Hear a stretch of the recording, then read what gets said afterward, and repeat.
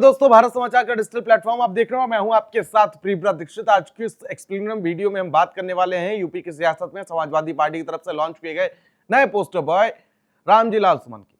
आपको याद हो, इस तरीके से इससे पहले जब बीजेपी अयोध्या आ रही थी और अवधेश पासी समाजवादी पार्टी के सांसद बनकर आए थे, तो अवधेश पासी को पोस्टर बॉय के तौर पर समाजवादी पार्टी यूज कर रही थी, लेकिन अब उनकी जगह जो है वो रामजी लाल सुमन ने ले ली। रामजी लाल सुमन वही जिन्होंने राज्यसभा में एक बयान दिया और राणा सांगा को उन्होंने गद्दार बताया।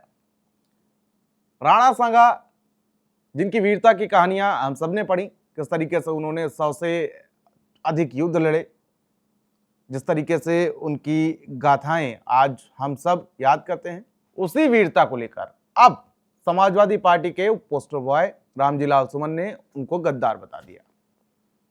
तो वहीं अब सियासत जो है वो कहीं ना कहीं समाजवादी पार्टी की तरफ से सावर्ण और दलित के मोड़ पर लाकर खड़ी कर दी गई है। रामजी लाल सुमन जो कि दलित हैं, उनको लेकर ये कहा जा रहा है, जब करणी सेना ने उनके घर पर हमला किया तो कहा कि एक दलित सांसद हैं वो, इसीलिए उनके साथ ऐसा बर्ताव किया जा रहा है। समाजवादी पार्टी ने सीधे अपना पासा जो है फेंक दिया दलित कार्ड वाला। दोनों चाचा अखिलेश यादव के सीधे रामजी लाल सुमन के घर पर पहुंच गए, उनको सांत्वना देने के लिए कहा कि नहीं, डरो नहीं, हम सब तुम्हारे साथ हैं, समाजवादी पार्टी पूरी तुम्हारे पीछे खड़ी हुई है। और इसका असर भी देखने को मिला। पहले आपको याद होगा कि रामजी लाल सुमन ने कहा था कि अगर मेरे बयान से किसी को खेद पहुंचा हो तो इस बात का दुख है मुझे, लेकिन जैसे ही दोनों चाचा पहुंचे उसके बाद उनके तेवर बदल गए। उसके बाद अगले दिन उन्होंने एक न्यूज एजेंसी को फिर से इंटरव्यू दिया। उन्होंने कहा कि मैं मरते दम तक इस पर कायम रहूंगा, माफी नहीं मांगूंगा।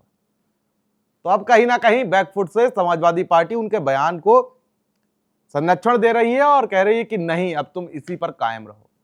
दूसरी तरफ मायावती को यह लग गया कि जैसे समाजवादी पार्टी ने दलित कार्ड खेला है, कहीं ना कहीं उसके वोट बैंक में भी सेंधमारी हो सकती है, बीएसपी के वोट बैंक में भी सेंधमारी हो सकती है।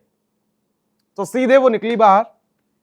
उन्होंने कहा कि अखिलेश यादव को ऐसा नहीं करना चाहिए, अखिलेश यादव को इस बयान का विरोध करना चाहिए। दूसरी तरफ समाजवादी पार्टी अब इसको लेकर एक नया कार्ड खेल रही है और वो इसको लेकर चाहेगी कि कहीं ना कहीं इसका फायदा जो है वो 27 के विधानसभा चुनाव में मिले। क्योंकि जिस तरीके से 24 के लोकसभा चुनाव में हम सभी ने देखा कि एक बड़ा वोट बैंक मायावती का समाजवादी पार्टी की तरफ, यानी कि जो एनडीए गठबंधन था, वो खिसक कर आ गया। तो अखिलेश यादव इसको आपदा में अवसर की तरह तलाश रहे हैं। राणा सांगा को लेकर जिस तरीके से बयान दिया, बयान देने के बाद उनको दलित का टैग उनके ऊपर एक बार फिर से लग गया और दलित सांसद होने के नाते उनको इस तरीके से उनके साथ व्यवहार किया जा रहा है। ये पिच पर अब समाजवादी पार्टी खेल रही है।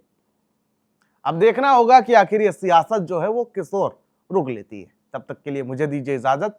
नमस्कार।